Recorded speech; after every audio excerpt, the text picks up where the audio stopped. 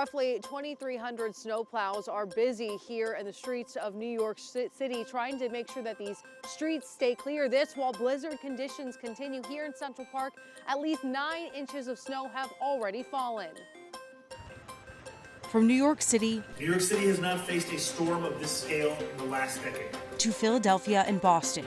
This is a very serious storm that has the potential to be a historic nor'easter. Monday morning, more than 40 million people across the Northeast under blizzard warnings for the combination of intense snowfall rates and damaging winds from the bomb cyclone. In New York and New Jersey, governors have issued states of emergency.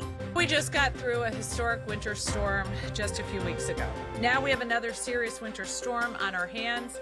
New York City's Department of Sanitation rolling out new tactics for a second significant snowfall in less than a month, planning to hire more than 1,000 emergency snow shovelers to work overnight and during the day. We are declaring a state of emergency and instituting a travel ban. The state of emergency closes the streets, highways, and bridges of New York City.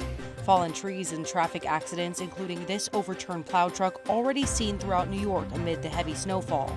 The dangerous whiteout conditions not only prompting school districts across the Northeast to cancel in-person classes, but air travel is also expected to be brought to a halt for some of the nation's busiest airports. More than 5,000 flights have already been canceled in the U.S. Monday, according to FlightAware. Now, last month's storm brought fluffy snow. This snow a lot thicker, easier to pack, wetter snow that's continuing to fall down. Parts of New York already experiencing more than a foot of snow as this continues. It's expected to let up just a bit by the evening hours. Nemesis Oseguera, el Mencho, ex líder del cártel Jalisco Nueva Generación, como sabemos, ha sido abatido por las fuerzas federales en el estado de Jalisco, México.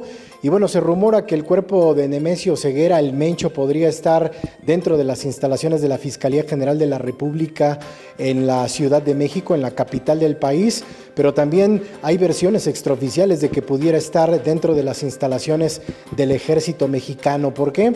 Porque es el mismo ejército mexicano el que tiene la infraestructura para poder llevar a cabo exámenes de ADN y todos los servicios periciales para poder identificar al 100% de que se trata de Nemesis Oseguera, quien ha sido abatido por las fuerzas federales mexicanas. Sin embargo, también hay rumores de que pudiera estar, insisto, en las instalaciones de la Fiscalía General de la República, donde también el Ministerio Público Federal tiene la responsabilidad de identificar el cuerpo para poderlo entregar a la familia o a quien lo pueda reclamar.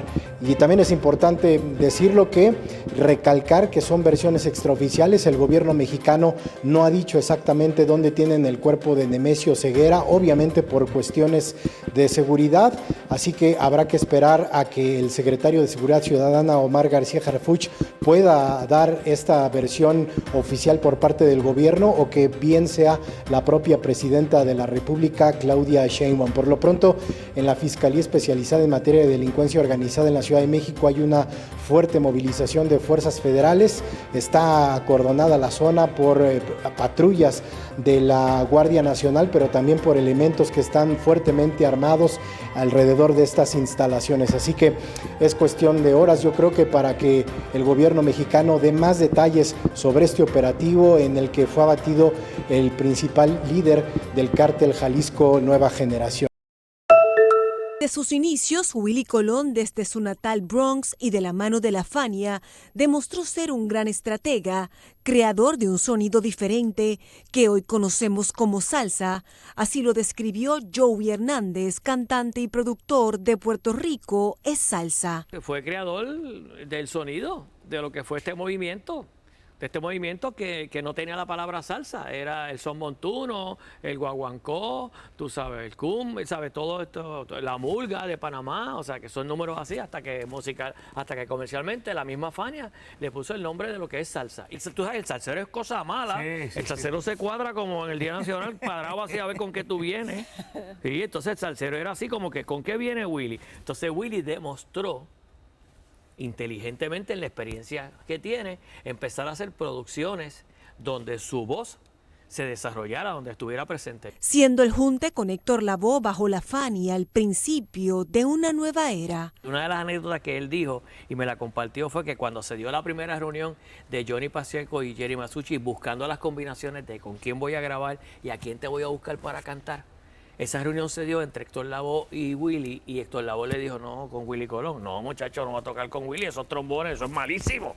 Anda. Y entonces como que, y mira la historia, ¿sabes? Cuando se juntan, fue una de las producciones. Una fórmula ganadora, y de eso vamos a estar hablando, esas combinaciones de cantantes. Se trataba de un cantante social adelantado a sus tiempos, que tocaba temas de profundidad acompañados con un buen arreglo musical. Buscando figuras como la figura de Willie, y también buscando la profundidad de Willie Colon como un cantante social. El binomio para la historia lo será Willie Colon junto al maestro Rubén Blades, en un reencuentro que nunca se repitió después del éxito alcanzado. Creo, y no tengo duda, de que si la situación de Willie no se hubiera dado repentinamente su muerte, conociendo a Rubén hubiera ido como hace sus cosas, que es bien hermético y calladito. En silencio. En silencio, hubiera ido a la casa de Willie, hubiera tocado la puerta y hubieran tenido un diálogo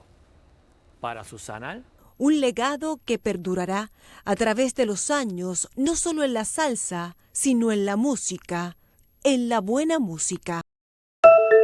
O gabinete de Rob Jetten a juramentar e está claro para começar a trabalhar. O gabinete novo está consistido de 18 ministros. Partido D66 tem 7 ministros e 3 secretários de Estado. VVD, 6 ministros e 3 secretários de Estado. E CDA está conta com 5 ministros e 3 secretários de Estado. E um secretário de Estado, Palmen, que está independente. O gabinete de Jetten está um gabinete com minoria. Essa que quer que o ministro tem que ter apoio de outro partido para poder chegar a um acordo. E Fabiola Angela Hernandez, para ter notícia.